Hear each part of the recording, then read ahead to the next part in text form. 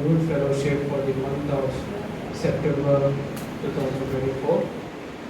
We have a very special guest with us today who will be leading us and guiding us in this youth meeting while we display the talents that the Lord has given us.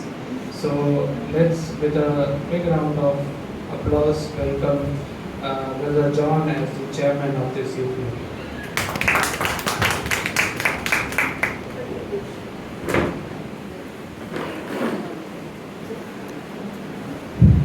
Ears to my words, O Lord, consider my groaning. Give attention to the sound of my cry, my King and my God. For you do I pray. O Lord, in the morning you hear my voice. In the morning I prepare for a sacrifice for you and watch, for you are not a God who decides in wickedness. Evil may not dwell with you.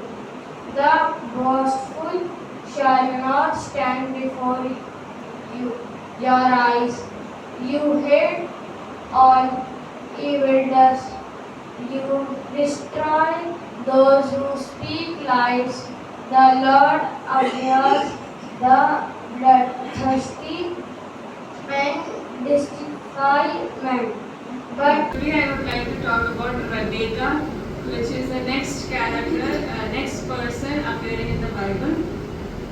So Rebecca is talked about in Genesis 24:15 to 28 and Genesis 27:1 to 29. As we see, Rebecca is introduced as a very beautiful young lady who is very kind-hearted. So as every young lady during that time, she also goes to fetch water from the nearby well. And Abraham, during that time only, Abraham's servant is sent by his master for a bride for his son.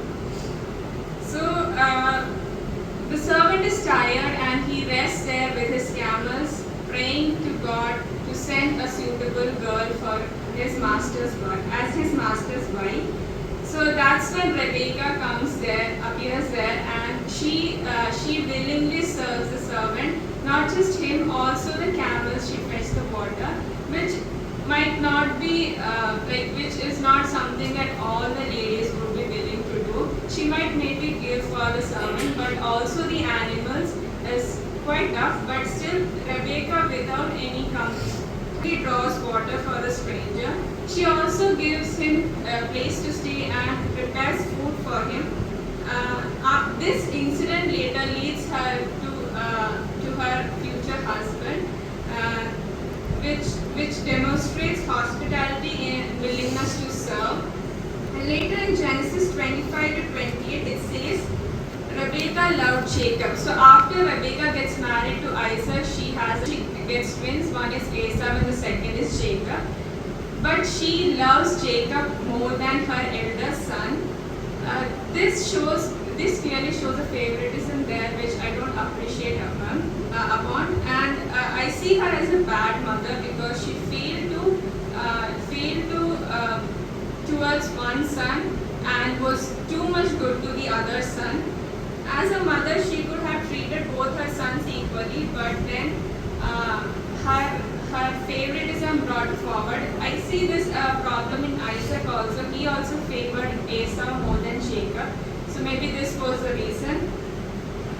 She could have asked her husband to divide or share the blessings among both the sons, but she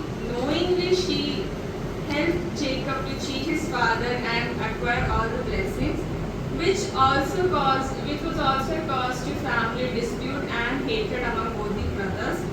Rebecca taught Jacob to deceive, which later leads to Jacob to be deceived in the future. Rebecca's faith and obedience towards God's plan makes her a key figure in the fulfillment of his promise made to Abraham for the continuity of his God's covenant through the children. Rebecca's character both had strength and flaws. She still remains as an influential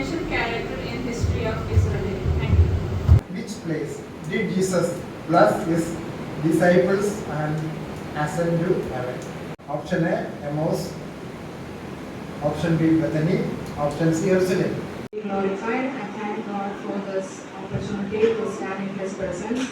I would like to share this in an inspirational story in front of you. And its title is When God Has a Plan for You, a Tale of Gideon. Once upon a time, in a small village nestled amidst rolling hills, there lived a young boy named Gideon. Gideon was known for his warm smile, compassionate heart, and unwavering faith in a higher power.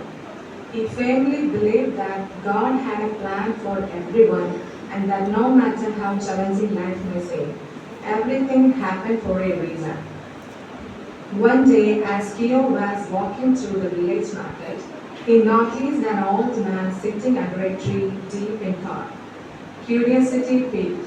He approached him with a kind smile and asked, "Excuse me, sir, is something troubling you?"